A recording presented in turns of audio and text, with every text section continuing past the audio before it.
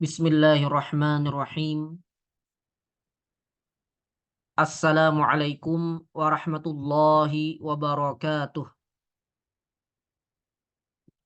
Alhamdulillahi rabbil alamin. Wabihi nasta'in ala umurid dunya waddin. Allahumma salli wa sallim wa barik ala sayyidina wa nabiyyina Muhammadin wa ala alihi wa sahbihi ajma'in.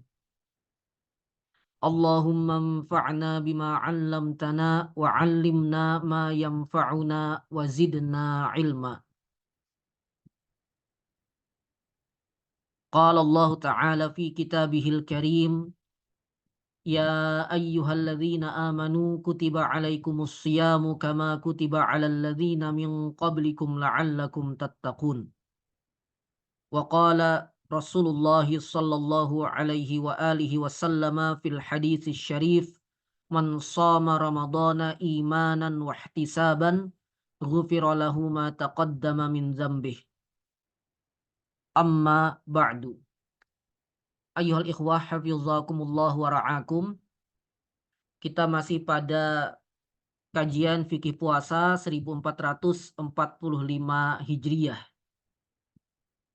Membaca kitab At-Taqriratus Sadidah fil Masaili Al-Mufidah. Qismul Ibadat, kitab As-Siyam. Karya Asy-Syaikh Al-Habib Hasan ibn Ahmad Al-Kaf, hafizahullahu ta'ala.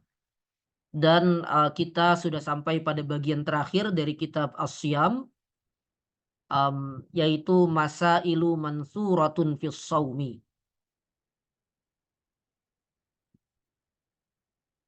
Persoalan-persoalan yang bertebaran berkaitan dengan puasa. Atau sekelumit persoalan-persoalan yang berkaitan dengan fikih puasa yang perlu kita ketahui. Di luar semua yang sudah kita bahas sebelumnya. Baik, kita baca langsung. Bismillahirrahmanirrahim. Qala al-muallifu asy-syaikhu al-habib Hasan ibn Ahmad ibn Muhammad ibn Salim al-Kaf, hafizahullahu ta'ala wa nafa'ana bihi wa bi'ulumihi fid dharaini. Amin. Masailu mansuratun fis shaumi. Sekelumit hal-hal yang berkaitan dengan puasa.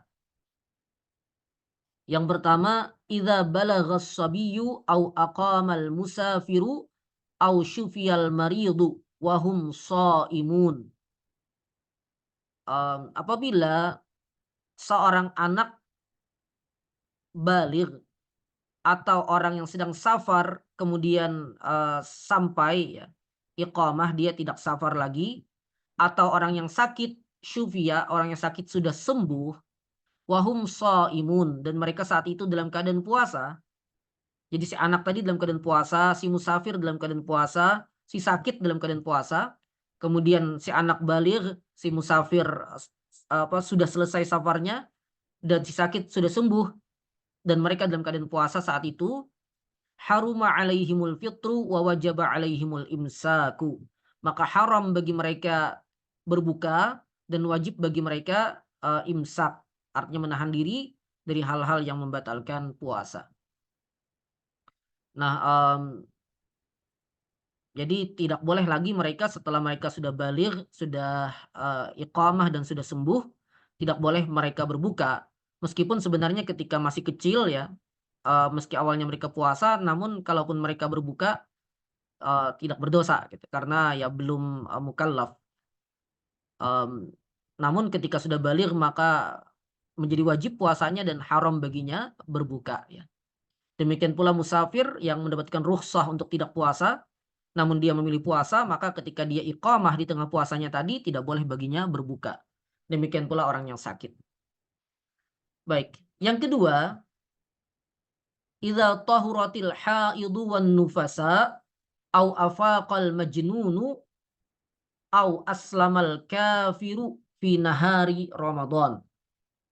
Apabila perempuan yang haid dan nifas suci, ya artinya berhenti haid dan nifasnya, atau orang yang gila menjadi sadar kembali, menjadi pulih kembali, atau orang kafir masuk Islam fi nahari Ramadan, dan semuanya ini terjadi di siang hari Ramadan, ustuhibba lahumul imsaku, dianjurkan bagi mereka untuk imsak. Artinya setelah si perempuan haid dan nifas tadi suci, setelah si yang gila tadi sadar, dan setelah orang kafir tadi Islam, dan sebelumnya kan mereka tidak dalam keadaan puasa ya.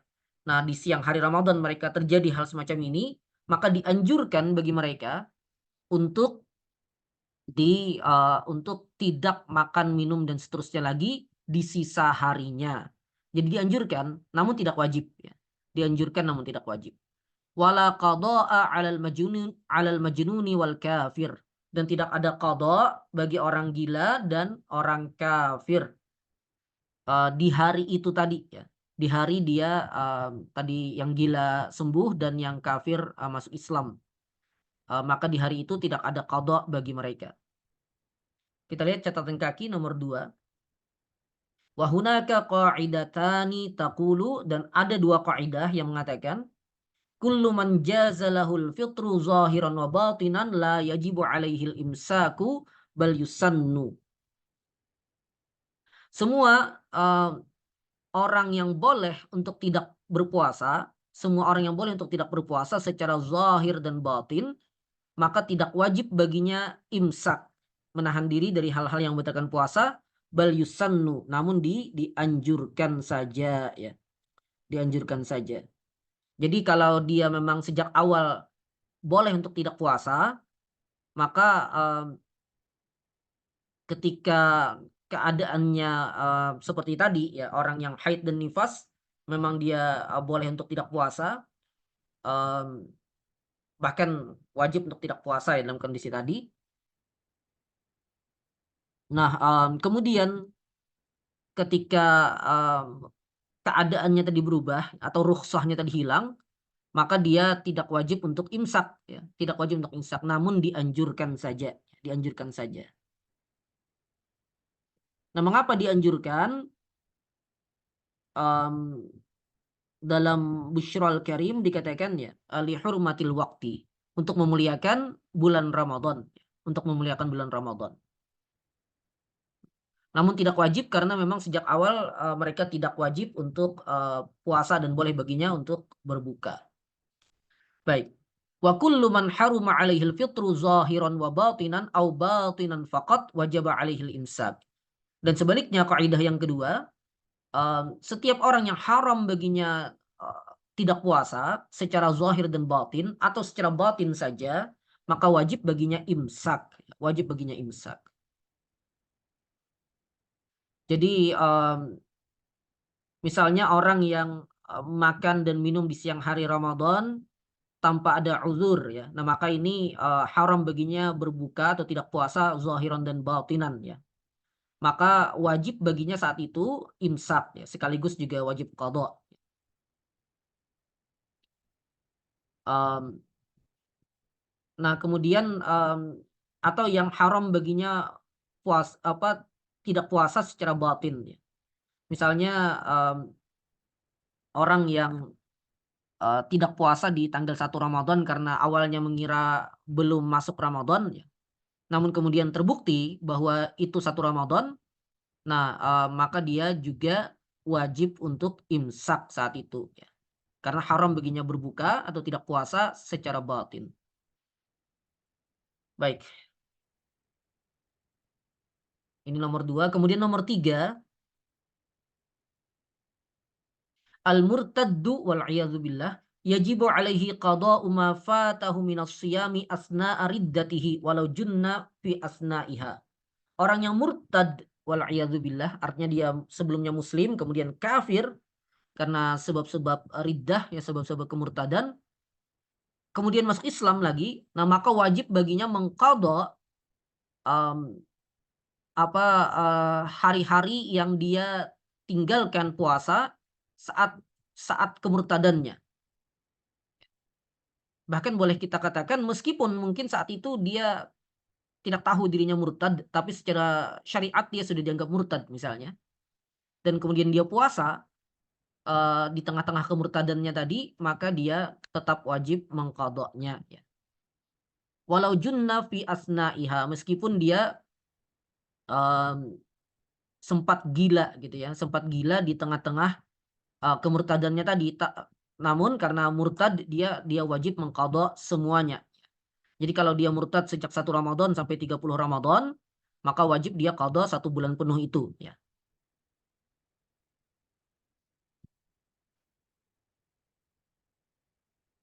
Baik. Yang keempat, minal khata'il fahish al-waqi'i fihi katsirun minan nas. Di antara kekeliruan parah ya yang terjadi di tengah-tengah kita, di tengah-tengah umat Islam, di tengah-tengah manusia, annahum indama yasma'una adzanal fajri yatabadaruna ila syurbi i'tiqadan minhum jawaza dzalika madamal muadzinu yuadzin wa dzalika la yajuz. Bahwa mereka ketika mendengar azan subuh, mereka segera minum. Saat azan itu mereka minum karena berkeyakinan bahwa hal itu boleh selama selama muadzin masih mengumandangkan azan. Wadzalika la yajuz, dan ini tidak boleh. Dan pemahaman ini batil ya, dan saya sudah pernah menulis juga, dan banyak juga yang menulis tentang tema ini ya, ikhwah fillah hafizakumullah. Jadi pemahaman tentang bolehnya masih makan dan minum di pagi hari Ramadan ketika azan subuh, ini adalah pemahaman yang keliru ya. Pemahaman yang keliru dan tidak boleh diikuti ya. Kecuali kalau dia uh, ghalabatuz dzan, bahwa saat azan dikumandangkan itu belum masuk waktu subuh ya. Misalnya ghalabatuz dzan dia, dan dzannya ini tidak terbukti keliru ya, bahwa muadzin itu azannya kecepatan padahal belum masuk waktunya. Nah, saat itu ya dia boleh minum, boleh makan minum, karena yang memang batas waktu tidak boleh makan minum itu kan saat masuk waktu subuh ya. Saat masuk waktu fajar shadiq. Jadi kalau ghalabatuz dzan berdasarkan berbagai indikasi yang ada, azannya kecepatan, maka masih boleh dia. Namun ghalibnya, umumnya, dan ini keadaan standar ya, muadzin itu azan ketika sudah masuk waktu subuh. Muadzin itu azan ketika masuk waktu subuh, dan saat itu tidak boleh lagi seseorang makan, minum, dan seterusnya. Karena apa? Karena ya sudah masuk waktu subuh dan sudah wajib baginya puasa saat itu. Nah, kemudian beliau lanjutkan, waman yaf'aluhu fasaumuhu batil. Dan siapa saja yang melakukannya, tadi masih minum saat azan subuh, maka puasanya batal, puasanya tidak sah. Wa alaihil qada in kana shaumuhu fardhan, dan wajib baginya qada kalau puasanya puasa fardu. Karena fardu kan tidak boleh ditinggalkan. Li'annal muadzina la yashra'u fil adzan illa ba'da tulu'il fajri. Karena muadzin tidak mengumandangkan azan kecuali setelah terbit fajar. Ini ghalibnya ya, ini umumnya. Fa idza syariba asna'al adzan fayakunu qad syariba fi waqtil fajri. Dan ketika seseorang minum saat azan, maka berarti dia minum di waktu subuh, di waktu fajar. Dan itu wa kullu dzalika, dan itu tadi membatalkan puasanya ya. Wa kullu dzalika bisababil jahl. Dan semua ini kata beliau disebabkan oleh kejahilan ya. Uh, Kesalahpahaman memahami nas, dan keengganan juga membaca bagaimana para fuqaha menjelaskan tentang hal ini. Walam yakul bidzalika ahadun minal a'immatil mu'tabarin. Dan tidak ada seorang pun imam yang diikuti, yang pendapatnya diakui, yang menyatakan hal semacam ini. Baik, insyaallah jelas. Kemudian yang kelima, idza mata syakhsu wa alaihi qada'u saumin min ramadhana au kaffaratun. Ketika atau apabila seseorang meninggal dunia dan dia ada tanggungan qada puasa Ramadan atau tanggungan kafarah, wa qad tamakkana minhu wa lam yaqdihi. Dan dia sebenarnya mungkin untuk melakukan qadanya tadi, namun dia belum qada dan lalu meninggal ya. Nah, fayajuz, maka boleh ada pilihan di sini fayajuzu an yasuma anhu waliyuhu, boleh walinya, kerabatnya ya, nanti ada catatan kakinya, dan boleh bagi kerabatnya untuk berpuasa atas nama si mayit tadi, menggantikan si mayit tadi mengqadha. Au yukhrija an kulli yaumin muddan, atau dia mengeluarkan untuk setiap harinya 1 mud makanan ya sebagai fidyah. Jadi boleh diqadha, boleh dibayarkan fidyah. Bagi orang yang meninggal dan ada tanggungan qadha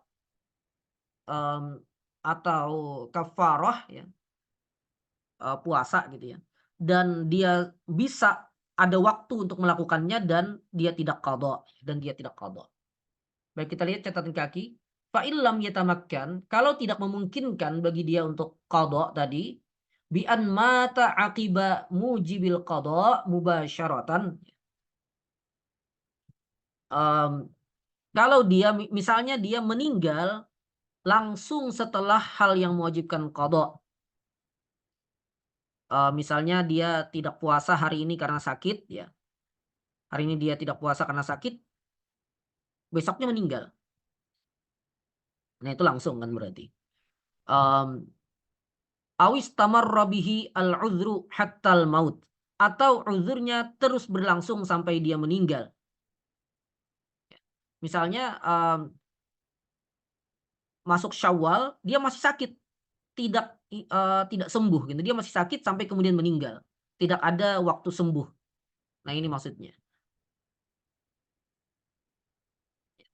Atau semisalnya, au safara, atau dia safar, au maridha, atau dia sakit, min awwali yaumin min Syawal, sejak hari pertama Syawal ila an mata, sampai meninggal. Ya, artinya uzurnya tetap berlanjut gitu. Fala fidyata alaihi wala qadha, maka tidak ada kewajiban fidyah dan tidak ada kewajiban qadha. Li'adami tamakkunihi minhu, karena dia memang tidak punya kesempatan ya untuk melakukan qadha atau ya tidak ada kesempatan untuk melakukan qadha tadi itu. Wa hadza kulluhu idza lam yakun muta'addiyan bi fitrih. Dan ini semuanya pada keadaan dia tidak puasa bukan karena muta'addi ya, bukan karena kesengajaan yang tidak diizinkan syariat ya. Tapi semua dia tidak puasa tadi karena uzur ya, tadi sakit, safar dan seterusnya.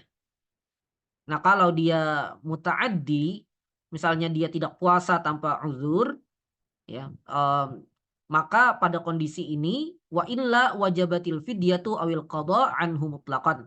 Wajib baginya sampai ketika dia meninggal tadi, wajib baginya fidyah atau qadha secara mutlak. Kalau dia tidak puasanya tanpa uzur. Baik, ini catatan kaki pertama. Kemudian catatan kaki kedua, fayajuzu an yasuma anhu waliyuhu wal muradu bil wali qaribuhu wa illam yakun warisan.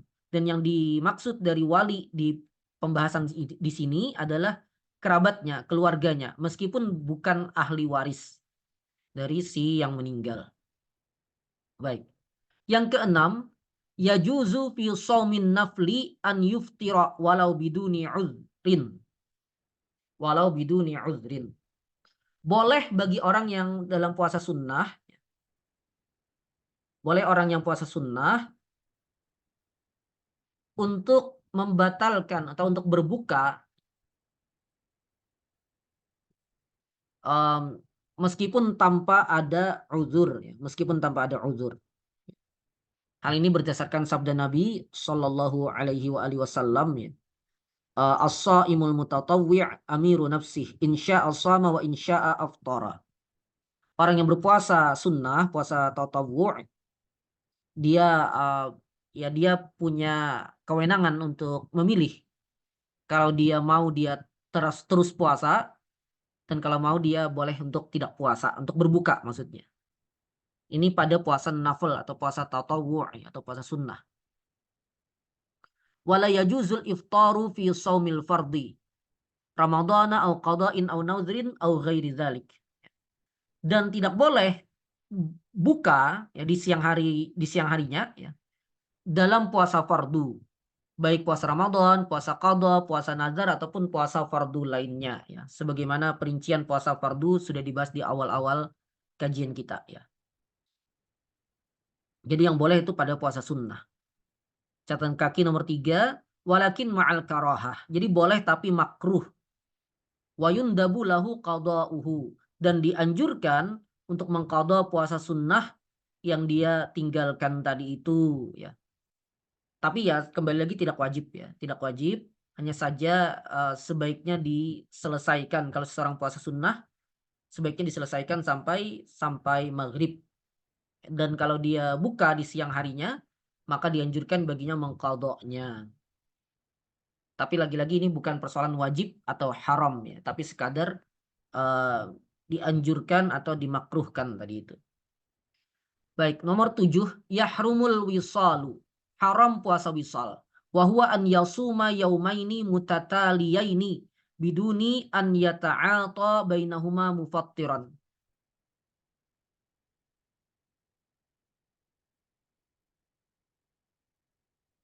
Yaitu orang yang berpuasa 2 hari berturut-turut tanpa melakukan sesuatu yang membatalkan puasa atau tanpa berbuka lah istilahnya ya. Tanpa berbuka. Jadi hari ini dia puasa, maghribnya sampai sahurnya dia tidak makan minum apapun ya. Kemudian dia lanjut puasa hari berikutnya. Nah ini puasa wisal namanya dan haram. Wala tantafi al-hurmah illa bita'ati ma min sya'nihi an yuqawwiya kasimsimah. Um, la nahwi jima'. Dan tidak hilang keharamannya, tidak hilang keharamannya kecuali dia melakukan sesuatu yang pada dasarnya sesuatu itu bisa menguatkan seseorang untuk puasa. Simsimah seperti wijen misalnya. Jadi ada yang dikonsumsi untuk menguatkan dia puasa. Tidak semisal jima'. Artinya kalau seseorang jima' di malam harinya itu tidak menghilangkan keharaman puasa wisal. Karena jima' itu bukan malah menguatkan tubuh tapi malah membuat lemah ya. Jadi keharaman puasa wisal tadi baru hilang kalau dia makan sesuatu atau minum sesuatu yang memang bisa menguatkan tubuh ya. Baik,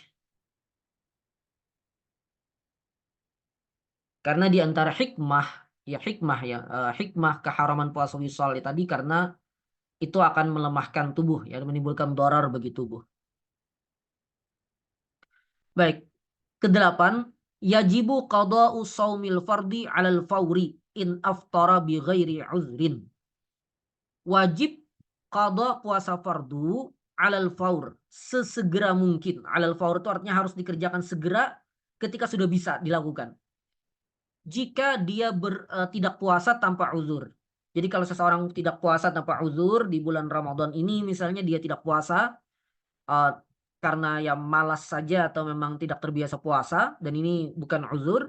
Kemudian di akhir Ramadan dia taubat, dia hijrah ya. Dia taubat, dia hijrah, maka sejak memungkinkan qada Ramadan, wajib dia qada Ramadan. Kapan itu? Yaitu 2 Syawal ya, karena 1 Syawal kan haram puasa. 2 Syawal dia sudah boleh untuk puasa, maka saat itu dia wajib qada Ramadan ya, qada puasa Ramadan yang tertinggal tadi. Karena dia tinggalkan tanpa uzur. Nah, wayajibu qada 'ala tarahi dan wajib qada puasa Ramadan, qada puasa fardu 'ala tarahi. 'Ala tarahi ini tidak wajib segera, boleh nanti gitu ya. Mmm, meskipun ada ketentuannya tentunya. In aftara bi'udhrin, kalau dia tidak puasa karena uzur ya, kasafarin au maradin au nisyani niyah. Seperti safar, sakit atau lupa niat ya, dan ini uzur, maka kewajiban qadanya 'ala tarahi. Artinya tidak wajib dilakukan sejak 2 Syawal. Boleh dia tunda kalau kasusnya Ramadan ya, boleh dia tunda sampai sebelum masuk Ramadan tahun berikutnya.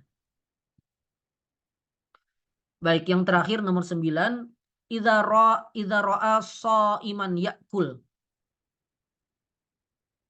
Kalau seseorang melihat orang yang berpuasa sedang makan, fa in kana zahiru halihi at-taqwa fayusannu tanbihuhu.